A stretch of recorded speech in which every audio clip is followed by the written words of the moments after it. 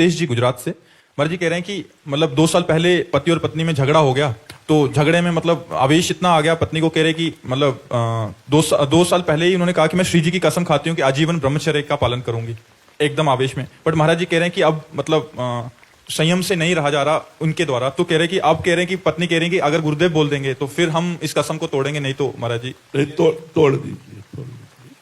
गृहस्थ देखो, एक बात हमारी समझो, गृहस्थ धर्म में संयोग के द्वारा ही गृहस्थ रूपी फुलवारी फूलती है। एक बार हम किसी महापुरुष का आश्रय लेकर ही बोलते हैं, मैं ऐसे नहीं बोलते मनमानी। एक अपना परिचय नहीं बताया और उड़िया बाबा के यहां आकर सन्यासी हो गए। उन्होंने अपना परिचय नहीं बताया। संत जब नहीं पूछते, जो अपने ध्यान में मगन है, वो आए, सेवा करते रहे महीनों और फिर सन्यास ले लिया। कई महीने सन्यास के बाद उनकी पत्नी को खोज लगा कि हमारे पति वृंदावन में उड़िया बाबा के यहां सेवा में सन्यासी रूप से है। वो आई, महाराज जी को प्रणाम किया और ऐसे अचला पकड़ा महाराज जी का और कहा, महाराज आप हमारे प्रश्न का उत्तर दीजिए। मैं काम पीड़ित एक अबला हूं और ये मेरा पति है जो आपकी सेवा में है और इसे आपने सन्यासी बना दिया है, क्या आप उत्तर देंगे? क्या मैं व्यभिचार करूं दूसरे पुरुष से, या आप हमारे पति को वापस करते हैं? तो उड़िया बाबा ने तुरंत कहा, सीधे घर जा और जा करके, ये तेरा दोष रहा कि तूने बताया नहीं कि मेरे पत्नी, अब जा और मेरी आज्ञा का पालन कर, गृहस्थ धर्म का उपभोग करते हुए परिवार में रहे। तो ऐसे गुस्सा में श्री जी की कसम खा ली, ऐसे नहीं त्याग होता विषयों का।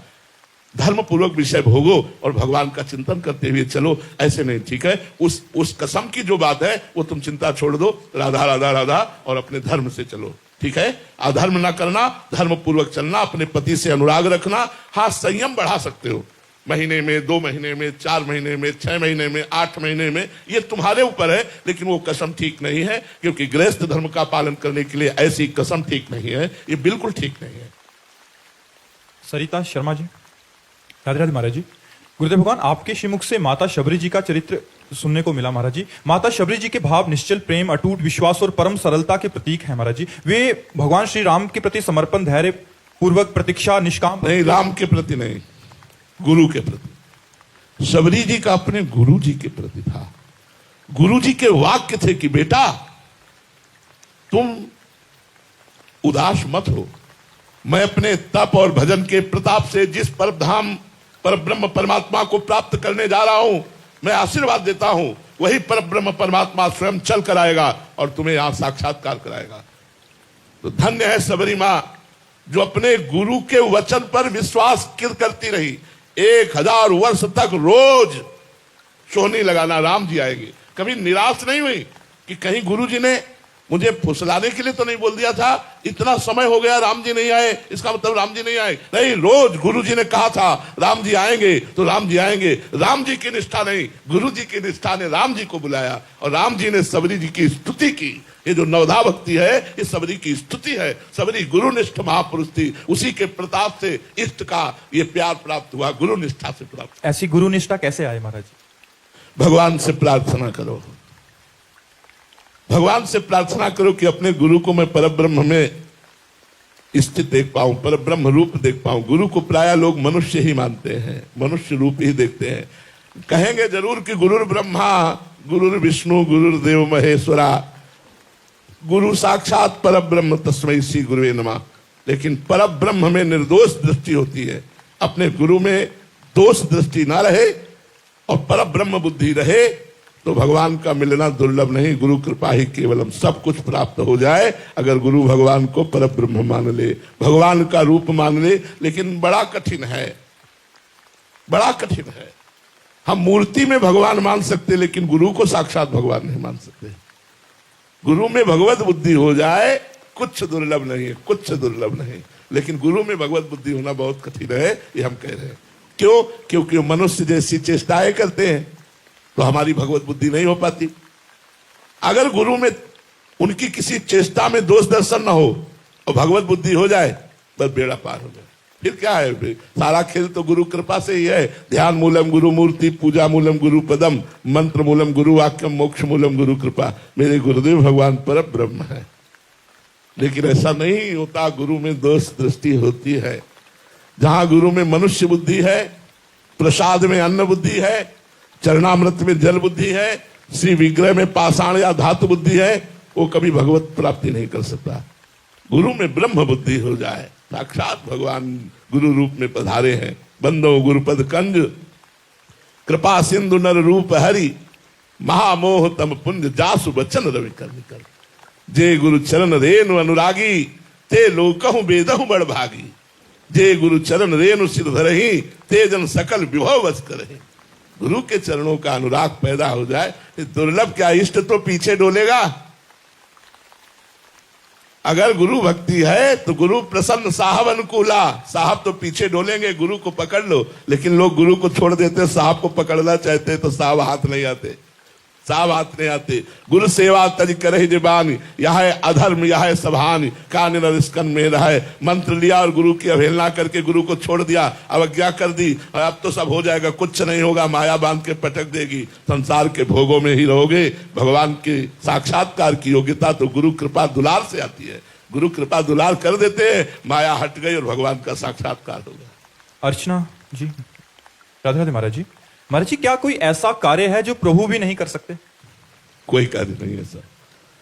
कर तुम जो करना चाहिए वो भी कर सकते हैं, अकर तुम जो नहीं करना चाहिए वो भी वो कर सकते हैं, अन्यथा कर तुम जो करने और ना करने से भी अलग है उसको भी कर सकते हैं। कर तुम अकर तुम अन्यथा कर तुम, सर्व समर्था साईश्वरा।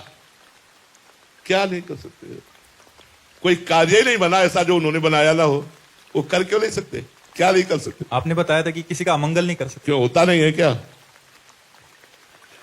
क्यों होता नहीं है क्या? उसका मंगल नहीं कर सकते जो शरणागत है। नहीं तो तिनकर काल रूप में भ्राता, अगर एक को 9 किशोर दिखाई दे रहे हैं तो एक को महाकाल विराट रूप दिखाई दे रहे हैं। वही है, वही मंगल है, वही अमंगल है, वही स्वर्ग है, वही नरक है, वही धर्म है, वही अधर्म है, वही सब कुछ है, उसके सिवा कुछ नहीं है। एक सिद्धांत को दूसरी जगह न लगाया जाए, ठीक से समझा जाए, वो सब रूप है। अगर कहो वो क्या नहीं कर सकता तो सब कुछ कर सकता है, वो सब कुछ कर सकता है। हाँ, हम अपनी प्रेम और भावना की भावना में कहते हैं, जो भगवान की शरण में उनका कभी अमंगल नहीं हो सकता। नहीं, सबका मंगल हो रहा है। जो भगवान की शरण में नहीं है उन सबका मंगल हो रहा है। इतना दिव्य दुर्लभ मनुष्य दे भोगों में और पाप के चिंतन में, पैसा के चिंतन में, मान प्रतिष्ठा के चिंतन में दिव्य मनुष्य जीवन नष्ट हो रहा, मंगल नहीं हो रहा। और क्या हो रहा है? किसके द्वारा हो रहा है? माया के द्वारा। माया किसकी है? भगवान की। वो क्या नहीं कर सकता है? अरे यार, जहां सुई का धागा नहीं जा सकता वहां से अनंत ब्रह्मांड पार कर सकता है। वो जहां से सुई का धागा नहीं जा सकता वहां से अनंत ब्रह्मांड पार कर सकता है। वो आंख से खा सकता है, वो कान से देख सकता है। सर्व समर्थ ईश्वर है। कोई ऐसा ईश्वर है? ईश्वर अगर मुख से माखन खाया हमारे कन्हैया ने तो दावानल भी पिया, उसकी लीला पार पाला। मेरा प्यारा है, बस इसी से पार हो जाओगे, ज्यादा खोदबीन मत करो। नहीं, उसका पार नहीं पाओगे। शेष नहीं, गणेश नहीं, सरस्वती नहीं पार पाई तो हम तो मनुष्य बुद्धि है यार, कीड़े मकुड़े की तरह है। हम उस अनंत का, उसकी रचना का नहीं पार पा सकते। आज तक कोई आकाश का पार पाया, पृथ्वी का पार पाया, जल का पार पाया, अग्नि का पार पाया, वायु का पार? ये महाबल है उनके। अरे वो तो एक अंश से सब इनको प्रकाशित किए हैं, वो अंशी है, उनका पार कौन पा सकता है? ब्रह्मादि कांप गए जिनके आगे वो ठाकुर जी है। यार कैसी बात करते हैं? वो क्या नहीं कर सकते? सब कुछ कर सकते हैं। संजय देशमुख जी, राधे राधे महाराज जी। महाराज जी, आप कह रहे हैं कि आप महाराष्ट्र में सांसद हैं, और महाराज जी आप कह रहे हैं कि आपके क्षेत्र में महाराज जी बहुत सारे किसान मतलब आत्मदाह कर रहे हैं। महाराज जी, इसके लिए किसानों के लिए आप कुछ ऐसा बोल दें कि वो मतलब आज बहुत ज्यादा बढ़ रहा है। नहीं, ये समस्या है और बड़ी भारी समस्या है, क्योंकि हम किसान के घर में जन्म लिए हैं तो हम इस बात को जानते हैं कि वो कर्जा लेकर के खाद लगाता है, पानी लगाता है, और जब फसल तैयार होती है तो प्रकृति की विपरीत परिस्थिति आ जाती है। मानो सरसों का पका हुआ समय है, अब वर्षा हो गई और सुबह सूर्य तेज खिला तो वो जितनी कलियां हैं वो सब फूट गई, सरसों बिखर गई। अब गेहूं गलेथ में है, पकने को है, पानी और वायु आया, गेहूं गिरा, उसका वजन खत्म, उसका। अब वो बेचारा कर्जा लेकर के खेती किए है, कर्जा लेकर खाद पानी लगाया है, बेटी का ब्याह करना है, बच्चों को पढ़ाना है, अब उसको एक ही रास्ता सोचता है। ये ऐसा है, बहुत पीड़ा का विषय है। इसे तो आप लोग किसानों का सहयोग करें तो बचाया जा सकता है। उनको ये विश्वास दिला करके कि हम आपका सहयोग करेंगे, आपकी फसल की हानि हुई है तो ही बचाया जा सकता नहीं। आप सच्ची मानिए, हमने देखा है बैठ करके रोते हुए, सब फसल नष्ट हो गई, अब बैठ करके कि अगले साल बेटी का ब्याह है, बच्चों की पढ़ाई लिखाई कैसे, क्योंकि अन्य कोई आय साधन नहीं पैसे का, वही किसानी साधन है। शुद्ध जो किसान है जिनकी कोई बाहरी आय नहीं, सही कह रहे हैं, उसको एक ही रास्ता दिखाई देता है, जब उसकी फसल नष्ट हो जाती है जब प्रकृति के द्वारा, तो फिर वो कहां से कर्जा, ऊपर से किसान आदमी का बहुत हालत। अब जो बड़े बड़े जमींदार हैं, बाहरी आउक है, उनकी बात अलग, छोटे किसानों के लिए बड़ा संकटपूर्ण विषय है, क्योंकि हम किसान के घर पैदा हुए इसलिए जानते हैं। तो हमें लगता है कि अगर हमारी भारत सरकार सहयोग करे तो इससे बचत हो सकती है, या वो अध्यात्मवान हो तो बच सकता है, नहीं तो प्रकृति की मार बहुत बुरी है। जो बड़े किसान हैं, जो जमींदार हैं, उनकी बातें अलग हैं, हम छोटे किसानों की बात कहते हैं जो कर्जा लेकर खेती करते हैं और उनकी फसल नष्ट हो जाती है, फिर उनको सहयोग की जरूरत होती है। तो हमें लगता है आप जैसे भगवान की कृपा से सरकारी पद पर हैं, आपको समाज का एक भार मिला हुआ है, आप सरकार से निवेदन करके ऐसे किसानों के लिए कुछ उपाय बनाइए कि कम से कम वो मरने की धारणा का तो त्याग कर दें कि हमारा सरकार कुछ सहयोग किए। कई प्रकार से फसलों नष्ट हो जाती है और किसान असहाय हो जाता है, उसको सरकारी कोष से ही हम बचा सकते हैं, और तो कौन सहयोग कर सकता है? सरकार ही हमारे अपने कोष से किसानों को ऐसी परिस्थिति में जिनकी फसल नष्ट हो गई है, जो बड़ी ऐसी अवस्था में कि अब उनको करने की सोच आ गई है, उनको बचाया जा सकता है, दूसरा कोई उपाय नहीं है। भगवान के द्वारा दिए हुए पद का सदुपयोग करते हुए जहां तक हो सके आप स्वयं भी उनको वचनों के द्वारा और सहयोग सरकार के द्वारा आप ऐसे किसानों की जरूर रक्षा करें, किसानों को सहयोग करें, हमारी प्रार्थना है।